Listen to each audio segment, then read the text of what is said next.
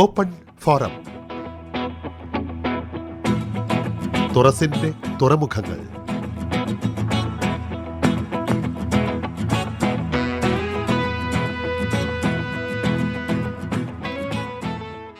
വീണ്ടും ഒരു ലോക പരിസ്ഥിതി ദിനം കൂടി വന്നു ചേർന്നിരിക്കുന്നു. മനുഷ്യ സമൂഹം അത്ഭുതാവഹമായ വളർച്ചയ്ക്കും വികാസത്തിനും വിധേയമാകുമ്പോൾ തന്നെ സമകാലീന ലോക സമൂഹത്തെ അലട്ടുന്ന പ്രധാനപ്പെട്ട ഒരു പ്രശ്നം പരിസ്ഥിതി നേരിടുന്ന വെല്ലുവിളികൾ തന്നെയാണ്. പ്ലാസ്റ്റിക് മലിനീകരണം അവസാനിപ്പിക്കുക എന്നതാണ് ഈ വർഷത്തെ പരിസ്ഥിതി ദിന മുദ്രാവാക്യം. ഇത് ഭൂമിയാണ്. പരിസ്ഥിതിയുടെയും ആവാസ വ്യവസ്ഥയുടെയും സുസ്ഥിരതയ്ക്കായി ഒരു പ്രക്ഷേപണം.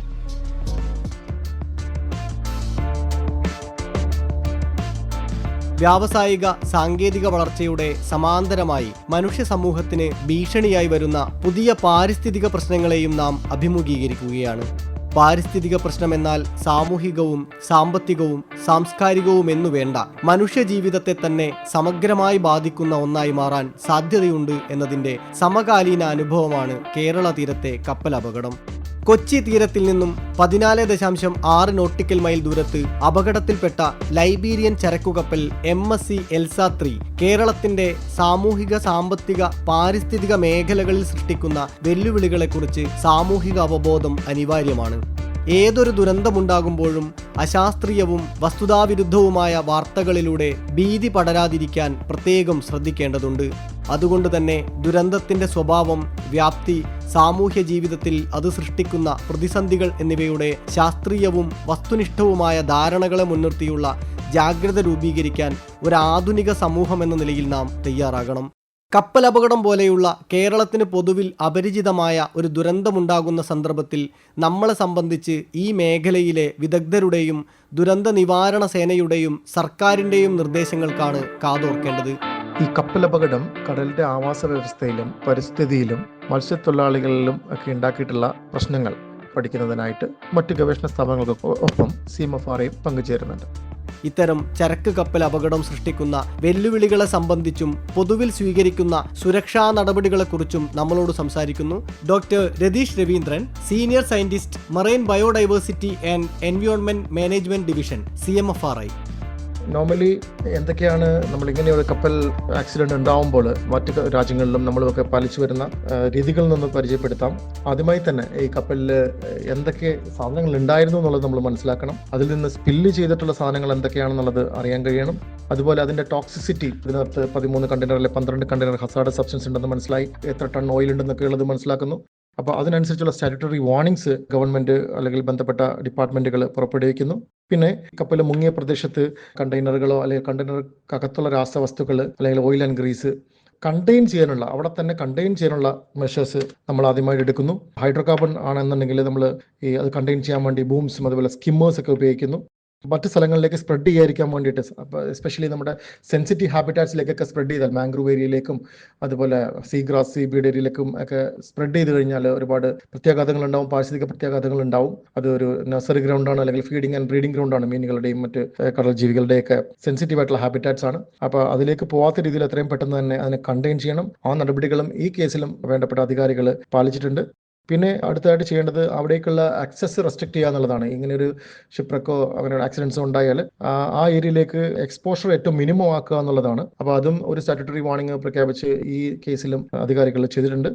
അതിനുശേഷം നമ്മൾ എൻവയോൺമെന്റൽ അനാലിസിസ് ചെയ്യണം. അതായത് ഇവിടുത്തെ വെള്ളവും സെഡിമെന്റും അതുപോലെ ബാക്കിയുള്ള ജീവജാലങ്ങളെയും ഒക്കെ ശേഖരിച്ച് പ്രോപ്പറായിട്ട് അനലൈസ് ചെയ്ത് എന്തെങ്കിലും ടോക്സിക് കണ്ടന്റ് അതിനകത്ത് ഉണ്ടോ, വെള്ളത്തിലോ അതിന്റെ സെഡിമെന്റിലോ അല്ലെങ്കിൽ ഈ മത്സ്യത്തിലോ മറ്റ് ജീവജാലങ്ങളിലോ എന്തെങ്കിലും പ്രശ്നങ്ങളുണ്ടോ എന്നുള്ളത് മനസ്സിലാക്കാൻ വേണ്ടിയിട്ട് ഗവേഷണ സ്ഥാപനങ്ങളുമായിട്ടൊക്കെ ബന്ധപ്പെട്ട് അങ്ങനെയുള്ള കാര്യങ്ങൾ ചെയ്യണം. ഈ പ്ലാസ്റ്റിക് നൊഡ്യൂൾസ് ഒക്കെ വന്നത് നമ്മൾ കണ്ടിട്ടുണ്ടല്ലോ. എന്താണ് വന്നത്, അത് എത്ര ക്വാണ്ടിറ്റിയിൽ വന്നു എന്നുള്ളത് നമ്മൾ അസസ് ചെയ്യണം. അതിനകത്ത് ടോക്സിക് ആയിട്ടുള്ള സംഭവങ്ങൾ ഉണ്ടെങ്കിൽ അതിന് വേറെ പ്രോട്ടോക്കോളാണ്. അങ്ങനെയുള്ള അതിന് നമ്മുടെ ഡിസാസ്റ്റർ മാനേജ്മെന്റ് അതോറിറ്റിയും അതുപോലെ പൊല്യൂഷൻ കൺട്രോൾ ബോർഡും ഒക്കെ സുസജ്ജമാണ്. അപ്പോൾ ഇങ്ങനെയുള്ള സംഭവങ്ങളിൽ ഈ ഷിപ്പിംഗ് കമ്പനിയിൽ നിന്നൊരു കോമ്പൻസേഷൻ മേടിച്ചെടുക്കേണ്ടതായിട്ടുണ്ട്. അതിന് കൃത്യമായിട്ട് വരുന്ന എത്ര കണ്ടെയ്നേഴ്സ് വന്നു, ആ കണ്ടെയ്നർ എവിടെയൊക്കെ വന്നു, എത്രത്തോളം ക്വാണ്ടിറ്റിയുള്ള സ്പില്ലുകൾ ഉണ്ടായി, അതിൻ്റെയൊക്കെ കൃത്യമായൊരു വിവരശേഖരണം. അതുപോലെ പൊല്യൂട്ടൻസും ഓരോ ഡിപ്പാർട്ട്മെൻറ്റുകളും ചേർന്ന് എത്രത്തോളം വാട്ടറിൻ്റെ ക്വാളിറ്റിക്ക് ചേഞ്ച് വന്നിട്ടുണ്ടെങ്കിൽ അത് അങ്ങനെയുള്ള എല്ലാ സാധനങ്ങളും പ്രോപ്പറായിട്ട് ഡോക്യുമെൻ്റ് ചെയ്യണം. അതിനുശേഷം ക്ലീനപ്പ് ഓപ്പറേഷൻസ്, അതായത് മെക്കാനിക്കൽ റിക്കവറിയാണ് ഒരു മെയിനായിട്ട് നമ്മൾ പറയുന്നത്. കരയിൽ വന്ന് ചേർന്നിട്ടുള്ള പ്ലാസ്റ്റിക് നൊഡ്യൂൾസ് ആയാലും കോട്ടൺ ആയാലും എത്രയും പെട്ടെന്ന് ഇനി കൂടുതൽ സ്ഥലങ്ങളിലേക്ക് അത് സ്പ്രെഡ് ആവുന്നതിന് മുന്നേ എടുത്തു മാറ്റുക. ഇപ്പോൾ ഹൈഡ്രോ കാർബൺസിൻ്റെ കേസ് ആണെങ്കിൽ, ഓയിലാണെങ്കിൽ നമ്മളതിനെ കണ്ടെയ്ൻ ചെയ്തതിന് ശേഷം ആ സൈറ്റിൽ നിന്ന് തന്നെ, ഷിപ്പ്രക്ക് നടന്ന സൈറ്റിൽ നിന്ന് തന്നെ ഈ ബൂംസ് ഒക്കെ ഉപയോഗിച്ച് അതിനെ ചുറ്റും ഇങ്ങനെ ഫ്ലോട്ടുകൾ വെച്ച് അതിനെ അവിടെ തന്നെ അതിൻ്റെ മൂവ്മെൻറ്റ് റെസ്ട്രിക്ട് ചെയ്തതിന് ശേഷം സ്കിമ്മേഴ്സോ സോബൻസോ ഒക്കെ ഉപയോഗിച്ച് അതിനെ റിമൂവ് ചെയ്യുക. അല്ലെങ്കിൽ ഇപ്പോൾ ഉപയോഗിച്ചുകൊണ്ടിരിക്കുന്ന നിങ്ങൾ കാണുന്നുണ്ടോ ഡോണിയർ ഫ്ലൈറ്റുകളൊക്കെ ഉപയോഗിച്ചിട്ട് ഡിസ്പേഴ്സൻസ്, ചില കെമിക്കലുകൾ ഉപയോഗിച്ച് ഈ എണ്ണയെ ബ്രേക്ക് ചെയ്യാൻ വേണ്ടിയുള്ളതാണ്. ഡിസ്പേഴ്സൻസ് ഉപയോഗിച്ച് അതിനെ ബ്രേക്ക് ചെയ്ത് അതിൻ്റെ സർഫസ് ഏരിയ കൂട്ടിയിട്ട് ഒരു നാച്ചുറൽ ആയിട്ടുള്ള ഒരു ബയോഡിഗ്രഡേഷന് വേണ്ടിയിട്ടുള്ള ഇമ്പ്രൂവ് ചെയ്യുക.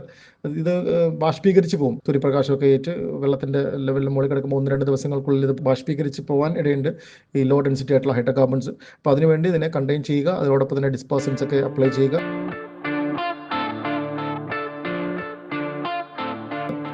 ദുരന്തമുഖത്ത് വ്യത്യസ്ത മേഖലകളെ കൂട്ടിയോജിപ്പിച്ചുള്ള പ്രവർത്തനങ്ങളെക്കുറിച്ച് ഡോക്ടർ രതീഷ് കുമാർ തുടരുന്നു. ഷോർ ലൈനിലേക്ക് അടിഞ്ഞിട്ടുള്ള സംഭവങ്ങൾ എത്രയും പെട്ടെന്ന് ക്ലീൻ ചെയ്യുക എന്നുള്ളതാണ് കോസ്റ്റ് എഫക്റ്റീവ് ആയിട്ടുള്ള രീതിയിൽ. എത്രയും പെട്ടെന്ന് തന്നെ അവിടുന്ന് മാറ്റുക. അതിപ്പോൾ എണ്ണയായാലും ശരി, പ്ലാസ്റ്റിക് ആയാലും ശരി, വരുന്നത് ബന്ധപ്പെട്ട അധികാരികൾ, pollution control board, disaster management cell അധികാരികളുടെയൊക്കെ നിർദ്ദേശപ്രകാരം ഒരു കമ്മ്യൂണിറ്റി മാനേജ്മെന്റ് ആണ്. ഇപ്പോൾ ഡിസാസ്റ്റർ മാനേജ്മെന്റ് സെല്ലിൽ ഇത്രയും വലിയൊരു പ്രശ്നം വന്നു കഴിഞ്ഞാൽ ഒരുമിച്ച് ഹാൻഡിൽ ചെയ്യാനുള്ള ഒരു കപ്പാസിറ്റി നമുക്കില്ല. അപ്പോൾ എല്ലാവരും കൂടി ചേർന്ന്, പൊതുജനങ്ങളും അതുപോലെ മറ്റ് സ്റ്റേക്ക് ഹോൾഡേഴ്സും ഫിഷർമാനും ലോക്കൽ കമ്മ്യൂണിറ്റീസും ഒക്കെ ചേർന്നിട്ട് പെട്ടെന്ന് തന്നെ അതൊന്ന് ക്ലീൻ ചെയ്ത് മാറ്റാനുള്ള. അപ്പോൾ ഹരിതകർമ്മ സേനയൊക്കെ ഇടപെട്ട് നമ്മുടെ ഈ കേസിലും കൊല്ലത്തു നിന്നൊക്കെ പ്ലാസ്റ്റിക് നൊഡ്യൂൾസ് ഒക്കെ എടുത്ത് മാറ്റുന്നുണ്ട്. അതുപോലെ കണ്ടെയ്നറുകൾ തന്നെ എത്രയും പെട്ടെന്ന് മാറ്റുക, കോട്ടൺ വേസ്റ്റ് ബാക്കി പ്രശ്നങ്ങൾ ഉണ്ടാവാത്ത രീതിയിൽ എത്രയും പെട്ടെന്ന് മാറ്റുക, റിമൂവ് ചെയ്യുക, എന്നിട്ട് കോസ്റ്റൽ ക്ലീനപ്പ് നടത്തുക. അപ്പോൾ കോസ്റ്റൽ ക്ലീനപ്പ് മെഷേഴ്സ്, അതിനുള്ള ട്രെയിനിങ് സ്റ്റേക്ക് ഹോൾഡേഴ്സിന് ബന്ധപ്പെട്ട അധികാരികൾ, കോസ്റ്റ് ഗാർഡും disaster management authority, pollution control ബോർഡും ഒക്കെ ചേർന്ന് തരും. അതിനനുസരിച്ച് ഒരു കമ്മ്യൂണിറ്റി എൻഗേജ്മെന്റോട് കൂടിയിട്ട് നമുക്ക് എത്രയും പെട്ടെന്ന് ഇതിനെ കണ്ടെയ്ൻ ചെയ്ത് കൺട്രോൾ ചെയ്യാൻ സാധിക്കും. ഒരു മൾട്ടി ഡിസിപ്ലിനറി അപ്രോച്ചാണ് നമുക്ക് വേണ്ടത്. ഒരുപാട് ഡിപ്പാർട്ട്മെന്റുകളും പല തരത്തിലുള്ള സ്റ്റേക്ക് ഹോൾഡേഴ്സും ഒക്കെ ഇടപെട്ട് എല്ലാവരും കൂടി ചേർന്നിട്ടാണ് ഇതിനെ നമുക്ക് മാനേജ് ചെയ്യാൻ കോസ്റ്റിലേക്ക് വന്നു കഴിഞ്ഞാൽ കഴിയുള്ളൂ. അപ്പോൾ ഇതൊക്കെയാണ് കപ്പൽ അപകടങ്ങളുമായിട്ട് ബന്ധപ്പെട്ട് നോർമലി നമ്മൾ ചെയ്തു വരുന്ന മാനേജ്മെന്റ് മെഷേഴ്സ്.